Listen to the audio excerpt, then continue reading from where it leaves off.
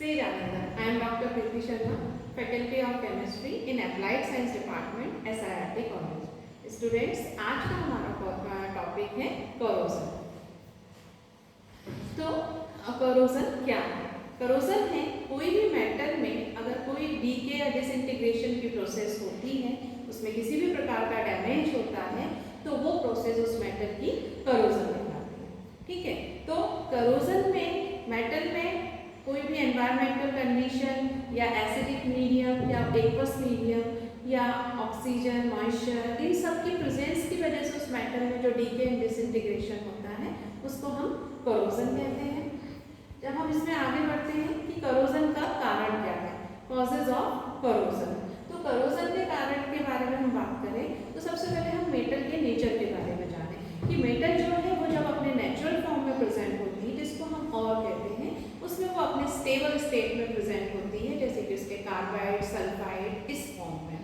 फिर हम जब मेटल का एक्सट्रैक्शन करते हैं तो वो प्योर फॉर्म में कन्वर्ट होती है, परंतु मेटल की टेंडेंसी वापस से अपने उसी स्टेबल स्टेट में जाने की होती है।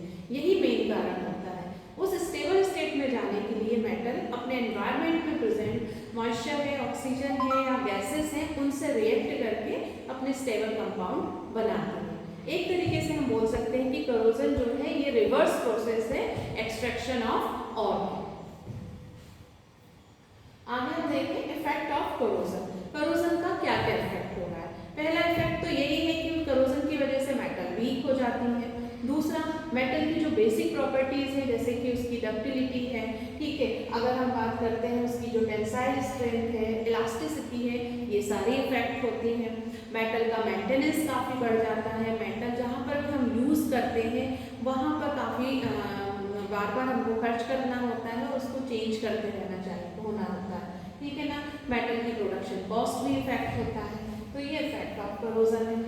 आगे हम देखते हैं तो फैक्टर्स अफेक्टिंग करोजन। करोजन को कौन कौन से फैक्टर्स इफेक्ट करते हैं? तो सबसे पहले करोजन को जो इफेक्ट करने वाला फैक्टर है वो है टेम्परेचर, क्योंकि हाई टेम्परेचर पर जो रिएक्शन रेट है वो इंक्रीज हो जाता है, तो करोजन की प्रोसेस फास्ट हो जाती है।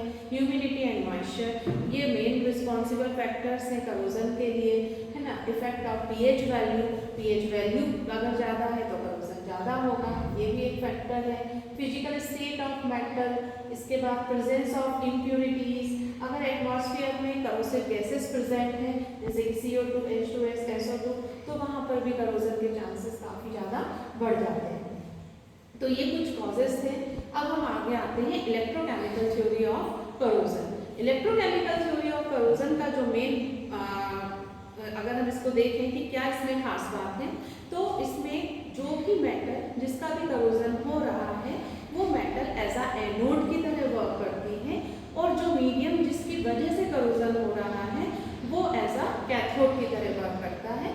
ये इसमें बात बताई गई है, ठीक है। The corrosion of a metal in an aqueous solution is an electrochemical phenomena which involve flow of electron current between anode and cathodic areas. इसके अलावा anodic reaction involve dissolution of metals and cathodic reaction consumes the electrons. इसको अभी हम आगे आपको diagram के through दिखाते हैं। The exposure of iron to oxygen in the presence of moisture leads to the formation of rust। जैसा कि हमने बताया इलेक्ट्रोकेमिकल थ्योरी ऑफ करोजन, तो उसमें जो मैं एग्जांपल दे रही हूँ वो है रस्टिंग ऑफ आयरन। मैंने कहा था आपको डायग्राम के थ्रू बताओ, तो डायग्राम के थ्रू यहाँ पर हम देख रहे हैं कि ये जो मेटल है ये पूरी तरह से एनोड का वर्क कर रही है, क्योंकि यहाँ पर इसका करोजन स्टार्ट हो गया है, और जो एनवायरनमेंट है वो एज अ कैथोड की तरह वर्क कर रहा है। तो रस्टिंग ऑफ आयरन की जब हम बात कर रहे हैं तो the reaction of the rusting of iron involves an increase in the oxidation state of iron accompanied by loss of electrons. Rust is mostly made up of two different oxides of iron that vary in the oxidation state of the iron atom. जो reaction है वो सबसे पहले हम anodic reaction की बात करते हैं, तो आयरन Fe, जैसे इसमें डिसोल्यूशन होता है Fe2+ बनता है, दो इलेक्ट्रॉन्स जो हैं वो एनवायरनमेंट में रिलीज होते हैं, वो इलेक्ट्रॉन्स वो ऑक्सीजन एंड मॉइस्चर के साथ में रिएक्ट करके हाइड्रोक्साइड आयन का फॉर्मेशन करते हैं। ये हाइड्रोक्साइड आयन जो है ये फेरस आयन से रिएक्ट करता है FeOH and again Fe2OH water and moisture से रिएक्ट करके FeOH का फॉर्मेशन करता है, जो कि फॉर्मेशन ऑफ रस्ट की प्रोसेस है। ओवरऑल रिएक्शन ये शो की गई है। फिर methods of prevention of corrosion, corrosion को कैसे हम प्रिवेंट कर सकते हैं, तो पेंट कोटिंग के थ्रू, एलॉय मेकिंग के through, and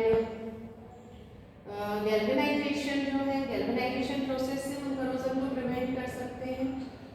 and corrosion free environment को हम अगर बनाएं तो उससे भी करोजन काफ़ी हद तक प्रिवेंट हो सकता है पैसिवली।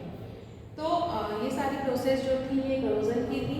इस कंक्लूजन से हमें ये समझ में आता है कि करोजन जो है मेटल्स के लिए कितना ज़्यादा हार्मफुल है और हमें मेटल्स को किस प्रकार से करोजन से बचाया रखना चाहिए। Thank you.